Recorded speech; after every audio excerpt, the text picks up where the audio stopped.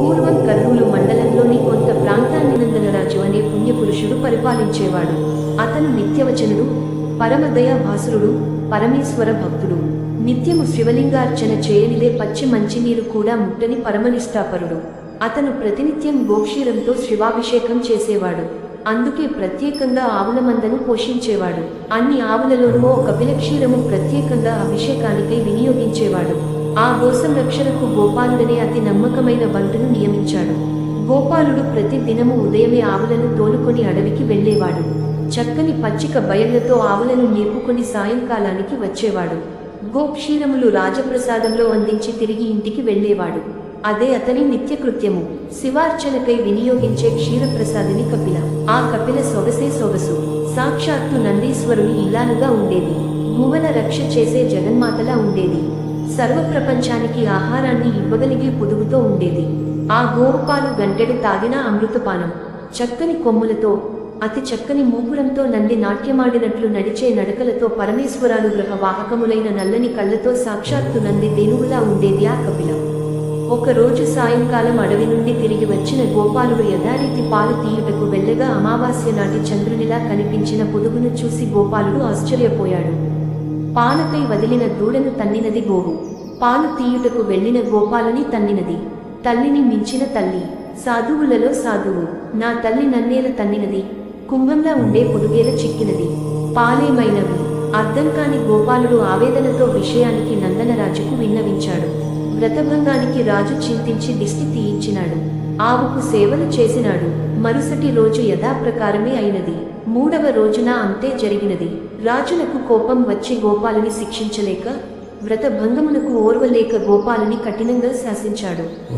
3 రోజుల అనుభవంతో ఆ రోజు గోపాలుడు ఆవును జాగ్రత్తగా కాచినాడు. ఎవరో తనను మోసగించి పాలు పిదుకుకొని వెలుచున్నారని ఊహించిన గోపాలుడు ఆ రోజు ఎవరు ఆ పరిసరాలకు రాకుండా జాగ్రత్త పడినాడు. సాయంకాలమైంది. ఆవులనన్నింటిని మళ్లించుకుని రాజకోష్టము వెళ్ళినాడు. కాని కథ యథాప్రకారమైనది. రాజుగారికి సమాధానమిచ్చిన మనసుకుడ ఇంటికి చేరినాడు. ఎప్పుడూ జరగనది ఇలా జరుగుతున్నదేమిటి? ఎవరు దీనికి కారకులు? మనుషుల, దైవమాయ? ఏది ఏమైనా రేపు నా ప్రాణాలను వెలకట్టి అయినా జాగ్రత్తగా చూస్తాను. ఆవు పొదుగు పిండనిదే పాలు ఎలా మాయమవుతాయి? ఇదేదో చిత్రంగా ఉంది అనుకున్నాడు. ఆ ఆలోచనతోనే నిద్రపోయాడు గోపాలుడు. అతనికన్నీ కలలే. కల నిండా గో సమూహము అన్నీ కపిలలే. ఎటు చూసినా గోక్షీరం క్షీర సముద్రంలాగా పాలమయం. ఆ పాల మధ్య పరమేశ్వర సమేతుడైన ఈశ్వరుడు చూడగా చూడగా పసిబాలునిలా మారి పరమేశ్వరుడు పాలు తాగుతున్నాడు. తెల్లవారింది. కల అర్థం తెలియక ఆందోళనతో ఆనాడు విషయానికి తెలుకోవాలనే పట్టుదలతో ఆవుల మందతో వెళ్ళాడు గోపాలుడు. అన్ని ఆవులను తప్పించుకొని వెళ్ళసాగింది కపిల. దానిని అనుసరించాడు గోపాలుడు. అది వెళ్ళి ఓ పుట్ట వద్ద నిలిచింది. సరిగా పుట్టపై నిలిచింది. వల్మీకాగృహంలో ఓ పసిబాలుని ముఖం కనిపించింది. గోవు ధారగా పాలు పితకసాగింది.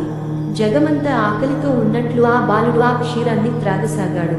అద్భుతం, ఆశ్చర్యం, ఆనందం. పాలు పితికిన గోవు తిరుగుముఖం పట్టింది. యథావిధిగా విషయమంతా వివరించాడు గోపాలుడు. నందనరాజుకు విషయానికి తెలియలేదు. ఆశ్చర్యంతో విషయమంతా విన్నాడు. ఆ రోజు రాత్రి 4వ జాములో పరమేశ్వరి సహితుడైన సాంబశివుడు నందనరాజుకు కలలో ప్రత్యక్షమైనాడు. నందనరాజా, నీవు ధన్యుడవు. నీ రాజ్యము ధన్యము. నీ గోవు గోపాలుడు ధన్యులే. ఆ పాలు తాగిన పసిబాలుడు ఎవరో కాదు, నేనే. నిన్ను నీ రాజ్యాన్ని అనుగ్రహించటానికే వచ్చాను. ఆ పుట్ట ఉన్న చోటే నాకొక ఆలయాన్ని నిర్మించు. అక్కడే ఒక కోనేరు త్రవ్వించు. నా దేవి గంగాభవాని నీ రాజ్యాన్ని సస్యశ్యామలం చేస్తుంది అనగానే రాజుకు వెంటనే మెలకువ వచ్చింది.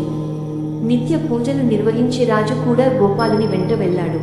సాయంకాలం దాకా కాచుకుని గోపాలుడు నందనరాజు కపిలను అనుసరించాడు. అద్భుతమైన ఆ దృశ్యాన్ని చూసిన రాజు కదిలాడు. ముందుకు వస్తున్న రాజును చూసి కపిల అడుగు వేసింది. ఆ అడుగు పుట్టపై పడింది. ఆ కపిల, ఆ బాలుడు అదృశ్యమైనారు.